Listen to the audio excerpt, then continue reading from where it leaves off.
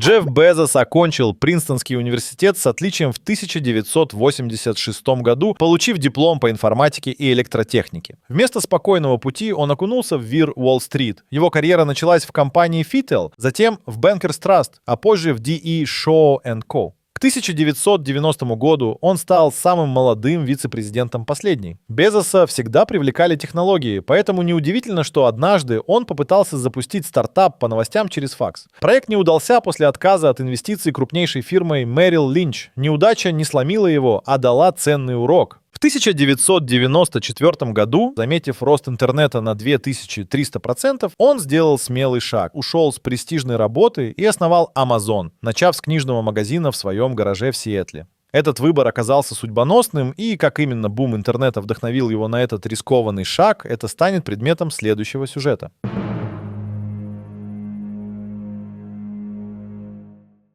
Джефф Безос родился 12 января 1964 года в Альбукерке, штат Нью-Мексико. С детства он проявлял незаурядные инженерные способности, мастеря устройства и конструируя домашние сигнализации. Опыт лет на ранчо дедушки научил его самостоятельности и смекалке, развивая навыки решения проблем. Этот практический подход стал для него жизненным уроком, который он потом применял на протяжении всей своей карьеры. После окончания Принстонского университета в 1986 году, где он получил степень по информатике и электротехнике, Безос окунулся в мир финансов на Уолл-стрит. Это был этап, когда он понял, что его настоящая страсть — технологии и бизнес, а не чистая наука. Именно этот период стал для Джеффа Безоса катализатором к большим переменам. Он заметил, как стремительно растет интернет, и это осознание привело его к озарению — созданию интернет-магазина книг. Эта революционная идея стала краеугольным камнем его будущего бизнеса, который начинался из гаража, но завоюет мир.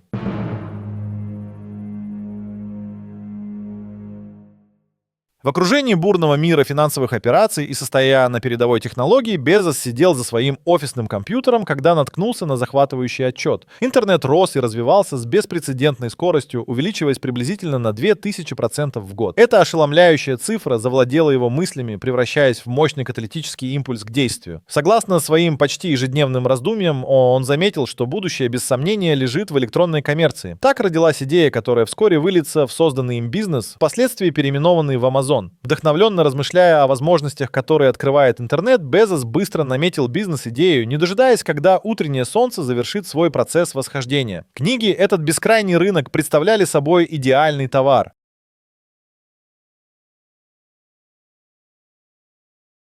Не дожидаясь результата раздумий, он сделал смелый шаг к будущему. Безос оставил престижную работу на Уолл-стрит и вместе с женой переехал в Сиэтл, чтобы зарегистрировать компанию под именем Cadabra. Эта дата, 5 июля 1994 года, стала символом новой эпохи в его жизни. Однако, спустя несколько месяцев компания получила новое имя — Amazon. Весьма символично, ведь она, как и огромная река, стремилась вобрать в себя всю широту возможностей интернет-торговли. Как оказалось, за этим амбициозным шагом последовали дальнейшие решения, обусловившие неожиданные повороты на пути к успеху.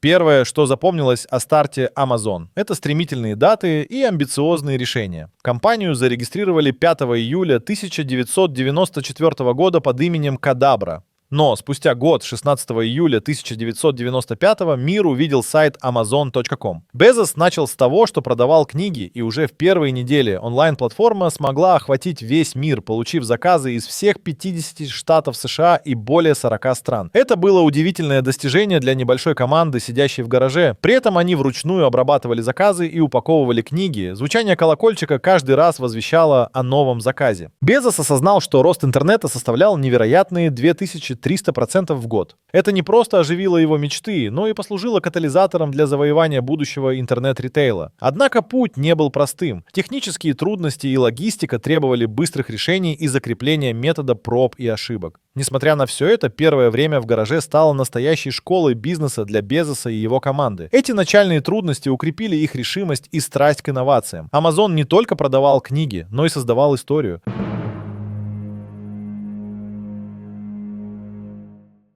Как только сайт Amazon.com официально стартовал 16 июля 1995 года, Джефф Безос быстро осознал, что его проект обречен на успех. В первый месяц интернет-магазин получил заказы со всех 50 штатов США и более чем из 45 стран. Это было ошеломляющее быстрое начало, которое потребовало от команды работы на пределе возможностей. Технические и логистические трудности на этом этапе стали неотъемлемой частью работы, но харизма и энергичность Безоса помогали справляться с вызовами. В те времена, когда интернет-торговля была в новинку, главная трудность для покупателя заключалась в общем скептицизме относительно онлайн-покупок. Люди подозрительно относились к электронным платежам, и Безосу приходилось работать над тем, чтобы завоевать доверие клиентов, обеспечивая безупречное обслуживание и поддержку.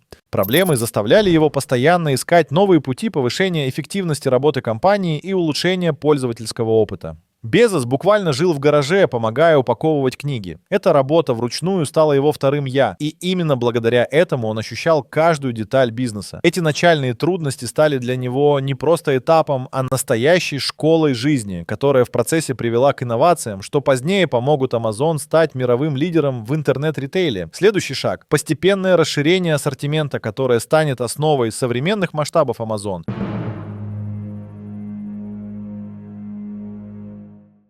Сайт Amazon.com официально стартовал в июле 1995 года, представляя собой интернет-магазин книг. Этот старт оказался удачным, и вскоре компания расширила ассортимент, добавляя в конце 90-х музыку, видео, электронику и даже одежду. К 1998 году она начала завоевывать международные рынки, приобретая компании по торговле книгами в Великобритании и Германии. С начала 2000-х Безос сделал важную ставку на развитие логистической инфраструктуры. Инвестиции в свои склады и автоматизацию помогли снизить сроки доставки и укрепить репутацию компании. Это дало возможность Amazon захватить несбыточные ранее вершины, превращая ее в идеальный универмаг для покупателей по всему миру. Когда в 2007 году был продемонстрирован Kindle, это устройство утвердило технологический имидж компании. Amazon быстро закреплял за собой звание лидера в области инноваций, шаг за шагом расширяя границы возможного. Расширение стало лишь частью успеха, а в ближайшее время требовалось организовать внутренние процессы, чтобы не потерять достигнутые позиции.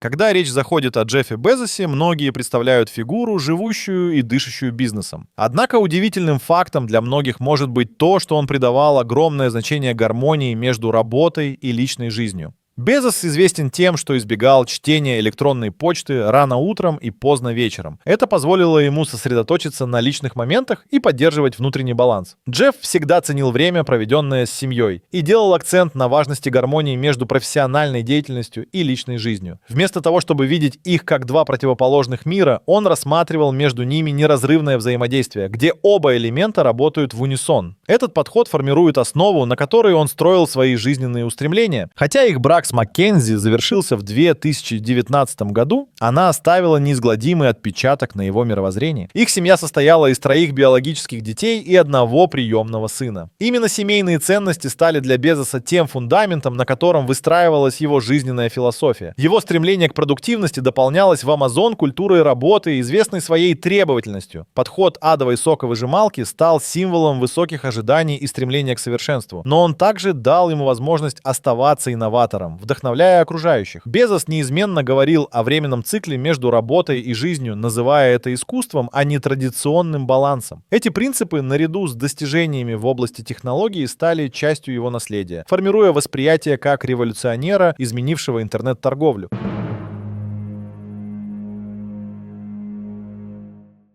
Amazon уже более 30 лет задает тон в мире интернет-торговли и технологий. Основатель компании Джефф Безос превратил обычный книжный онлайн-магазин в мощную империю, которая сегодня значима в каждом аспекте нашего цифрового мира. Представьте себе, что компания произвела около 44 миллионов тонн углекислого газа за 1 год. Масштабное влияние, которое требует не менее масштабных действий. Компания взяла на себя обязательство стать углеродно-нейтральной к 2030 году, стремясь значительно опередить темпы Парижского соглашения. соглашения. Для этого Amazon планирует получать 80% энергии из возобновляемых источников уже к 2024 году. Помимо этого, программа Shipment Zero направлена на существенное сокращение углеродного следа от половины поставок в ближайшие годы. Также стоит отметить, что приобретение Whole Foods в 2017 году стало ключевым шагом в укреплении позиции Amazon на рынке продуктов питания, а не социальной инициативой. Это подчеркивает стратегический подход компании в расширении офлайн присутствия и завоевании новых рынков. Amazon Web Services остается важнейшим направлением, обеспечивая значительный вклад в доходы компании, но и генерируя значительную часть ее углеродного следа из-за невероятного объема вычислительных мощностей. Все это говорит о больших масштабах амбиций и влияния Amazon.